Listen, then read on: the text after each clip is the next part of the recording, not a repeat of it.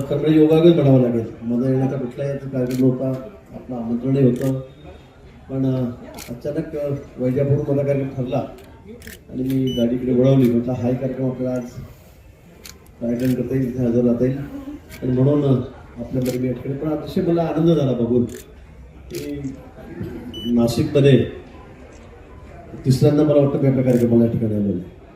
अनेक कार्यक्रमामध्ये मी या ठिकाणी येत असतो, पण ग्राहकांच्या सोयीसाठी अतिशय महत्त्वाचा असा कार्यक्रम निरंटरच्या माध्यमातून अतिशय कमी वेळामध्ये लोकांना एकाच वेळेला कळतं कुठे घरं आहेत, कुठे आपण जाऊ शकतो, कुठे आपल्याला संधी आहे, व्याजदर काय, किंमत काय. अन्यथा प्रत्येक बिल्डरकडे फिरणं हे कोणाला शक्य होत नाही. म्हणून त्यातून ही त्यांना चांगली संधी या ठिकाणी उपलब्ध झालेली आहे. आणि आपल्याला कल्पना आहे की नाशिक मला वाटतं आता महाराष्ट्रामध्ये सगळ्यात गतीने वाढणारं शहर. सगळ्यांचं लक्ष आता नाशिककडे आहे. पुण्याला प्रेफरन्स तेवढं देते तेवढं प्रेफरन्स आता प्राथमिकता ही नाशिकला या ठिकाणी आहे. त्याचं कारण तेच आहे, तिथलं वातावरण चांगलं आहे, तिथे सगळ्याच आहे, धार्मिक असेल, सांस्कृतिक असेल, सगळ्याच बाबतीमध्ये, शैक्षणिक असेल, सगळ्या बाबतीमध्ये अग्रेसर असेल तर नाशिक जिल्हा. बाजूला त्र्यंबकेश्वर आहे, इगतपुरी आहे, घोटी आहे, हा भाग अतिशय निसर्गाने हे सगळा जो नाशिक जिल्हा आमचा आहे हा कृषी प्रधान पण आहे. द्राक्षासाठी असेल, कांद्यासाठी असेल, फुलांसाठी, भाजीपाल्यासाठी अनेक विविधतेने हा सगळं नटलेला आहे.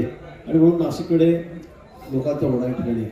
तशी रिटायर झालेल्या लोकांना असं वाटतं कुठे असू द्या पण आम्ही नाशिकमध्ये त्या ठिकाणी स्थायिक होऊ. नाशिकमध्ये घरपर्यंत रिटायरमेंट झालं आणि म्हणून नाशिक खूप मोठ्या गतीने वाढत आहे.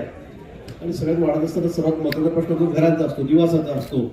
आणि अतिशय सुंदर इमारती म्हणजे मी आधीचं नाशिकही बघितलेलं आहे आणि आताही बघतोय. म्हणजे अगदी 2-3-4 वर्षामध्ये एवढा बदल नाशिकमध्ये झालेला की मलाही कळत नाही खरंच आपण ज्या रस्त्याने गेलो होतो का पूर्वी म्हणून त्या सुंदर इमारती या ठिकाणी होत आहेत.